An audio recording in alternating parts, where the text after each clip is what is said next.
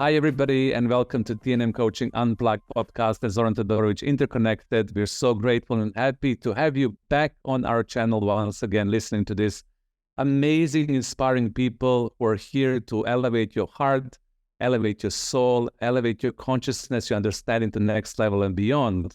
And we always have super interesting guests. And today it's very, very special guest for me personally, because what we're going to be talking about is creativity, it's storytelling, it's performance, it's rituals.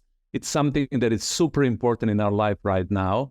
And we're going to dive into the energy of creativity, what creativity means, how can we awaken creativity in our own life, and how this creativity can serve us to become the best possible versions of ourselves going forward.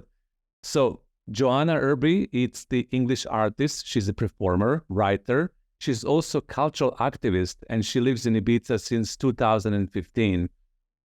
All of the diverse facets of her work strive to highlight authentic local culture, folklore, myths of Ibiza.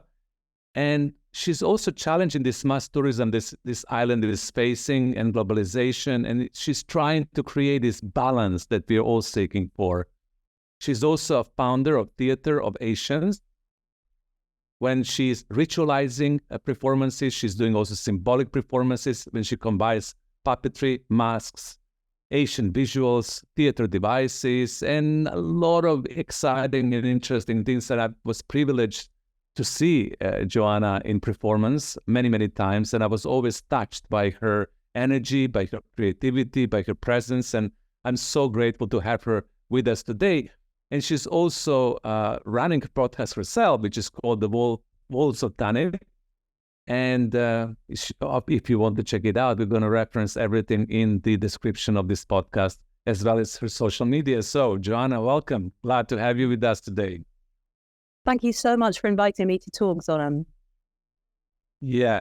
So the creativity is such a big topic. And I know that, creativity starts with an interesting life journey and life stories. So if you don't mind, please, can you share with us, how did you get into this field? What was your life, and how your life actually took you to this point of puppeteering, theater, and so forth? Wow, I'm going to try and condense 40 years into a brief little thing. I was always a kind of an artistic child. I was one of those sensitive, quite introverted, artistic children.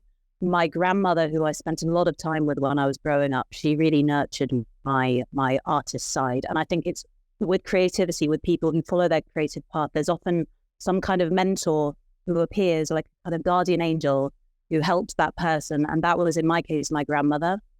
Then I think it's good to mention that when I was a teenager, I had a real personal crisis. I had a real depression because of various reasons. And I felt that I'd become separated from my creativity and from my soul's purpose, really. I was very, very lost. And I had a kind of a creative explosion when I was about 16 years old. And it culminated in an art trip to Paris when I was doing my A-levels, which is the bachillerato. And since then, I kind of had a very, very strong sense that my creative path was going to take me out of my depression, was going to show me to my true self. And that from that moment onwards, for the rest of my life, so long as I followed my creative path, I would be on the right path. And basically, that is what I've done ever since. And to cut a long story short, in my case, to follow my creative path, I've had to come across very many obstacles in my life. My parents, who I love very, very dearly, and now we have a beautiful relationship, but they were not able to support my creative journey when I was a teenager. They wanted me to have a different kind of career. They were very afraid of my wish to sacrifice everything and take the risks and follow this thing which they didn't really understand. So for me, my biggest challenge was to stay true to myself and to continue to pursue a path which from the outside, for many, many periods, did not seem like it was making any sense and that it wasn't going anywhere. So I never wanted to go to university when all of my friends were going to university. I wanted to travel for many years. I'd work really bad jobs and then save up to go traveling because I needed to pursue something which was in me, which was not formalized in some kind of qualification or formal path of education. And when I was 25, finally, I thought, okay, now's the time. It's time for me to somehow channel all of this into a formal path. And that was when I discovered a degree in puppet theatre, the only degree in puppet theatre in England and in Europe, I think, at a little drama school in London called the Central School of Speech and Drama. And yes, everything took off from there, really. I met with an incredible community of puppeteers. I went and did some really meaningful internships in America with some incredible companies, which have really shaped what I do. And finally, we bring in the Ibiza story, which is that since I was a very young child, we went on family holiday to Ibiza. And somehow, as a very, very young child, this island and these pine smells and this landscape of this island was always in me right from the very beginning. And many years of my adult life, I was trying to figure out, how do I bridge these two worlds? What is this island in my life, in my creativity? Until finally I realized that what all of this was leading towards was for me to bring my creative gift to the world, to Ibiza. That was what I had to do. There was a life for me on that island if I could hone my gift and bring it to Ibiza. So 8 years ago, that is what I did. And now I'm here. Wow. It's so fascinating to me that a lot of artists go through these challenges and trials when it comes to their creativity and being challenged with the conventional, traditional world to persevere and stay true to themselves. And you mentioned that I needed to be true to myself. What was the energy and how did you manage that transition, not to give in to the pressure of society, pressure of your parents, pressure of, you going to university, living more conventional life, so to say, but staying true? How did you manage to do that? I found a real deep strength from within. And in my case, since I was about 11 years old, I've been writing diaries. For me, I now realize more and more as I'm doing more and more writing and poetry and things like that in my creative process, I now realize that those diaries, chest of them at home in England at my parents' house, those were what gave me the strength to believe in my voice, to know who I am, to know what I need.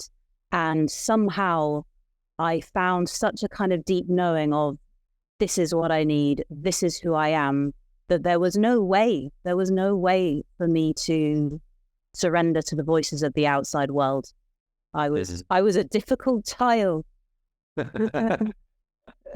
In a way, you know what I mean? Absolutely, because we always creativity, it's easy and it comes easy when we see the final expression. Like, for example, when I saw you in your performance and you did the puppeteering, I was observing and looking at you and said, this is so easy, this is so effortless. Look at that. Look at that synergy between you and the doll and the silence and then the voice and the noise and again stillness.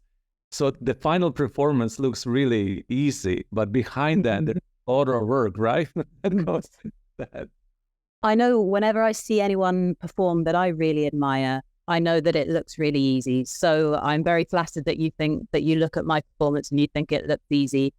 I guess that comes from just finding the vision of what you want to do and doing it so many times that it's like a kind of muscle memory and there's a flow to it and you feel so comfortable doing it that you're able to just, whatever it is that's inside you that you wanted to transmit just comes out. And it's the repetition, it's the rehearsals, it's the mechanisms of all of the different steps. I was alone in my studio recording myself again and again because you have to break it down into every single moment and every single breath.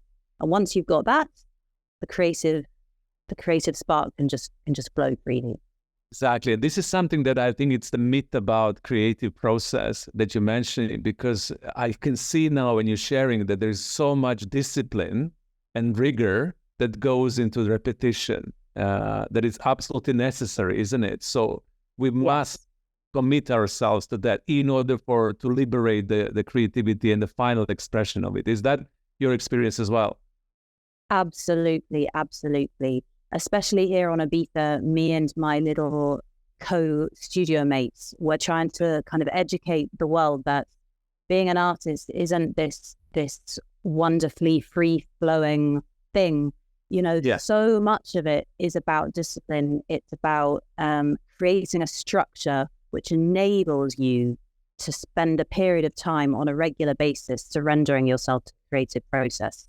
I would say if there's one thing that I would really want to come through talking to you, it's that to really facilitate creativity, you actually have to create a kind of a rigid shell for it to be able to flourish and come out. Yeah, so there is kind of, if you see it from a multidimensional point of view, there is a little bit of masculine container, which is the structure. So from within that masculine container of structure, the feminine expression and improvisation and the beauty of expression can shine through.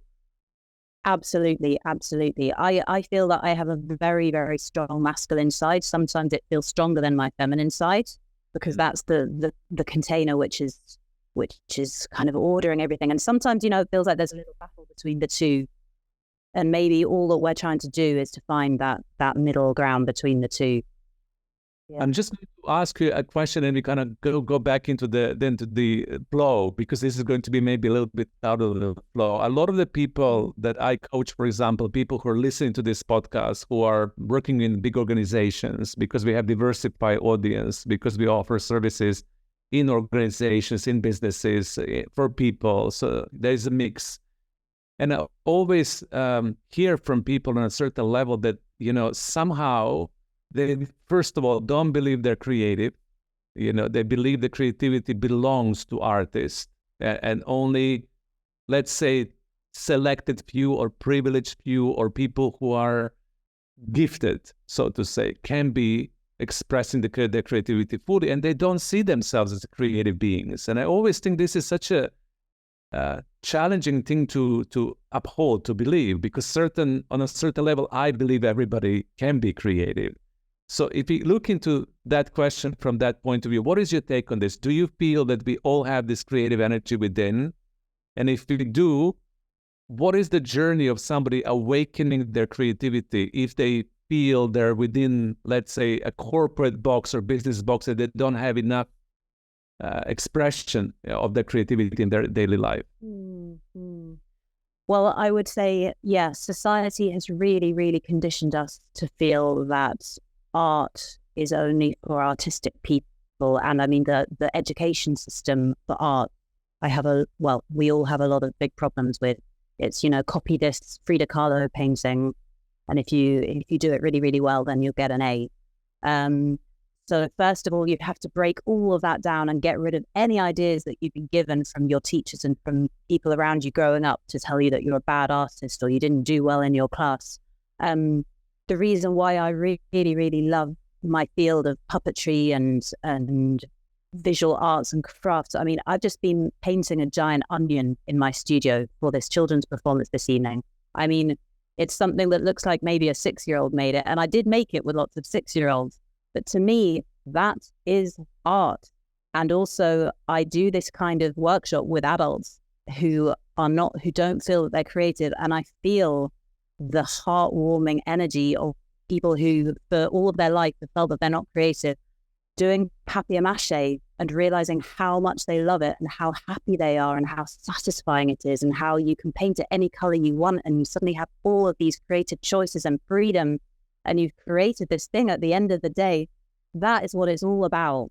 So for me, I really love the world of, I don't know whether your listeners are familiar with folk art and outsider art, which is the world of art made by people who were never trained formally in education. That for me is the art that most excites me and most touches me, because you look at it and it seeps with raw creative energy, the energy of someone who's not trying to be good or high-level artists. They're doing it because they love it, because that's the only reason that you should really be doing it in the end. Yeah, exactly. Go ahead.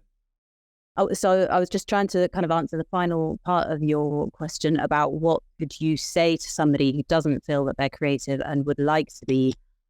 I mean, I would look around, because creativity can be sparked in different people in so many different ways. Maybe for somebody it's music, for somebody it's writing songs or poems.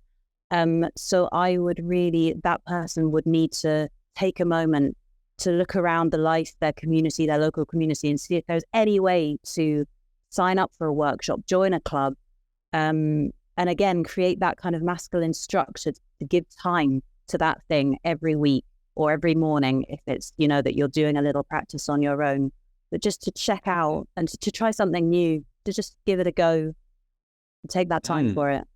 Exactly. And I'm so happy that you're also giving permission, because I think sometimes, because of our traditional education, we get boxed into not believing certain things about our creative energy. And it's important that we give ourselves permission to experiment, to explore. I was part of certain creative labs or creative workshops. When people get stifled at the beginning, they feel like, oh my God, can I really do this? Can I really try this? And at a certain level, we do need to give ourselves permission to be able to step into that creative energy, isn't it? Totally. The field of art therapy, just that there are more and more opportunities to explore art in a therapeutic way, because for me, for a lot of my life, especially from the age of about 16 to my mid-20s, for me, art was a therapy. It was a therapeutic journey that I was on, which healed me. So that's something which is really important to engage in a conversation.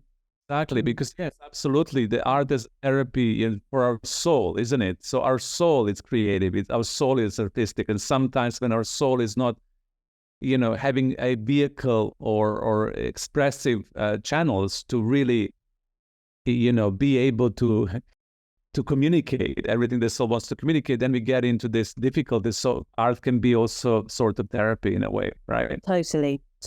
It's a way that you unravel everything that's inside you, begins to unravel when you externalize it.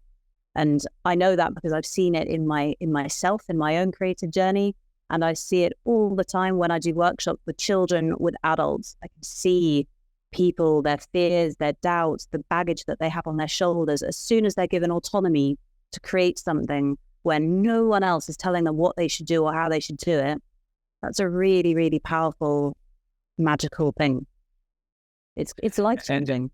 Life-changing. And a lot of the times now, especially within the context of where we are as a world, people are saying that with the emergence of artificial intelligence, for example, that is hijacking certain creative processes from us, that creativity is going to become the most important or relevant asset that humanity needs to preserve, to maintain, and to keep, instead of outsourcing and giving it to somebody else.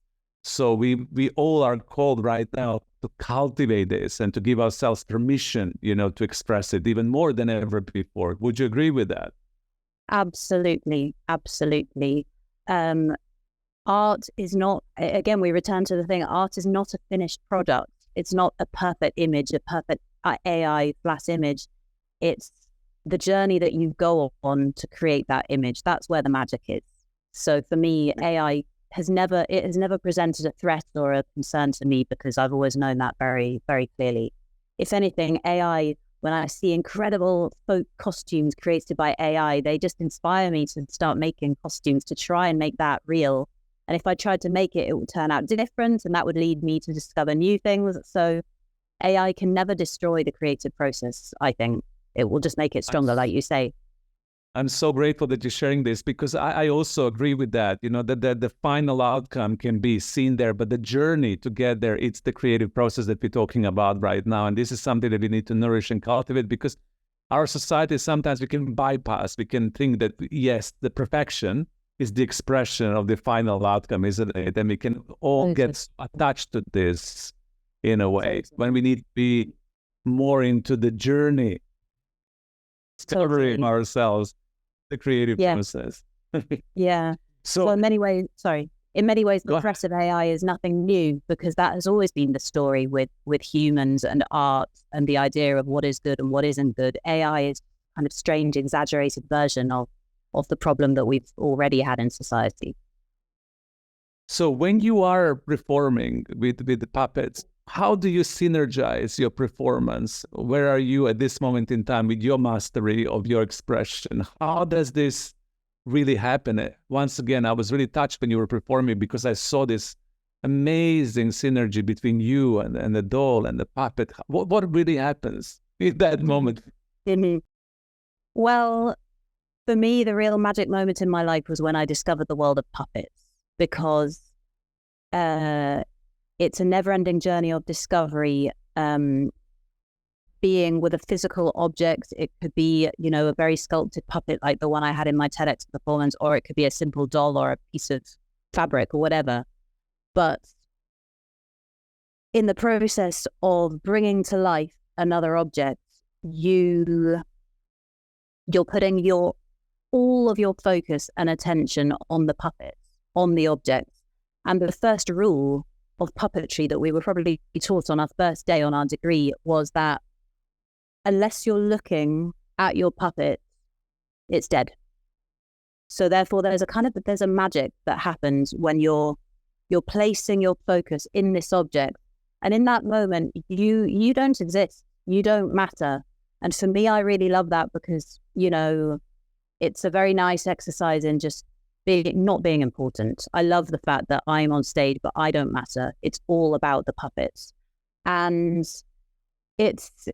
it's this wonderful, it's a kind of an act of generosity, of love, because that puppet that I performed with in the TEDx performance, symbolizes an archetypal woman, which has a lot of emotion for me, which is the kind of grandmother, the wise woman who protects the traditions and the ancestral knowledge of this island where we both live. So for me to bring her alive, I'm just giving her breath, and I'm allowing my focus in her to allow her to engage with all of the audience. And it's a meditation, actually. I've never said that or thought about it, but it absolutely is a wonderful meditation, and it's a wonderful place to be. Yeah, absolutely. It is. And it shows, when it comes to kind of yourself out of equation and being able to transfer your full conscious awareness and your consciousness and your expression into the object, and it becomes literally alive, then it touches people in an amazing way, because wow, this is a being. Yeah. So tell me that passion about the exploring our ancestry, honoring the people before us, honoring the local culture, rituals, for example. Did that all come from your grandmother, or what is the passion that you have around that? Where does it come from? It came partially from my grandmother, who I remember used to go on walks with me and talk to me about Tibetan Buddhism when I was about 11 years old. But it also came very, very much from the landscapes where I grew up in southwest England, in Devon, which is a very, very ancient, ancestral, deep nature area of England, steeped in myths and stories. And before I moved to Ibiza, I studied, I lived back in Devon for several years, and I studied myth and storytelling with an incredible man called Martin Shaw. And he really, the time that I spent doing his course kind of gave me the blueprint of everything that I wanted to take to Ibiza, which is through myths and stories, we can profoundly connect with the landscape where we are. It's not about connecting with a culture which is over there. It's about connecting with the stories of this land. Because when you connect with the land where you are in direct engagement with the land that's under your feet. And for me, that has always stayed with me. And it's sort of, for me to have discovered that has given me such a deep fulfillment that I came to Ibiza, and I just wanted to share it on this island, because I realized that it was really, really, really lacking. I mean, on this island, as I think we both know, there is so much of a strong spiritual community, but not so much of it is connected with the essence of this land. And so I really saw something which was missing. And it's been wonderful over the past years to start activating this, because I can see that people are recognizing something which they were needing as well. And for you, what is the essence of connection to this land that we're talking about, which is called the island of Ibiza? What came through in that connection for you? What is the energy? What is the quality? What is it that it wants to be expressed and communicated to all of us? Oh, wow. I mean, in terms of what we think of when we think of Ibiza and what the world thinks of when they think of Ibiza, which they think of beaches, ocean, party, hedonism, lights, dazzling golden sunshine. So for me, the thing which I love, which I feel so strongly, is that the essence of Ibiza is actually the opposite of all of those things. To me, the essence of Ibiza is the dark, or at least there is light and dark, but the dark is something which is never talked about in the wonderful, videos, globalized tourism promotion. There's a real dark side. The traditional women of Ibiza used to walk around wearing black for decades, because they were going through periods of mourning for all of their relatives who had died. And also the idea of Ibiza being all about the beaches, to me, it's not at all. Yes, it's about the beaches if you were a fisherman, but actually the essence of Ibiza is the inner land, the rural land, which in the last couple of years, of course, is becoming more and more talked about because of this regenerative farming revolution, which is taking place here. But the real spiritual culture of Ibiza, because Ibiza has always had a very spiritual culture and it's still practiced today, would take place deep in the countryside, and it was connected to the waters and to the things which held together the agricultural life, which is of course what these people depended on, and the water from the wells. So yeah, I love trying to provide the opposite to what everybody associates with the island. Exactly. And I think that for me, that resonates so well, especially when you talk about the darkness, because sometimes when we talk about darkness, we immediately think negativity. And the darkness can think completely different. The darkness can be a void. The darkness can be the space of emergence of something new that has never been emerged before. The darkness can be the birth space for the light to unfold, to be able to express instead of something else. So I'm grateful that you mentioned this, because I also feel it like that. I feel it's not this flashy billboard. Something completely different, isn't it? Yeah, totally. And I mean, death, like you say, we can't be afraid of death. We have to embrace death with light. And it is said that in ancient times, people would be brought to Ibiza to die because of the goddess Tanit, because people saw this island as a kind of a beautiful, final, healing resting place. So it's an island of life and death, of light and dark. So tell me a little bit about Tanit and your relationship with Tanit, and how do you Tanit? For the audience, somebody is listening, right? Yeah. People from all different parts of the world, and sometimes they might hear about Tanit as a goddess of it, and sometimes they might not. So in a nutshell, what is it and who is she? Yeah.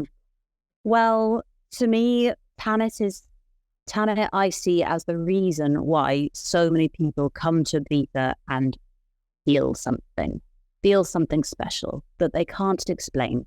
They feel protected. They feel like they've come here for some reason, and somehow here is the place where they have to do something or find something or overcome some kind of challenge.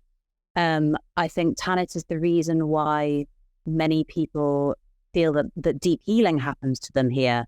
But also, I think Tanit is the reason why many people come here crazy, terrible or dramatic, really extreme things happen to them here.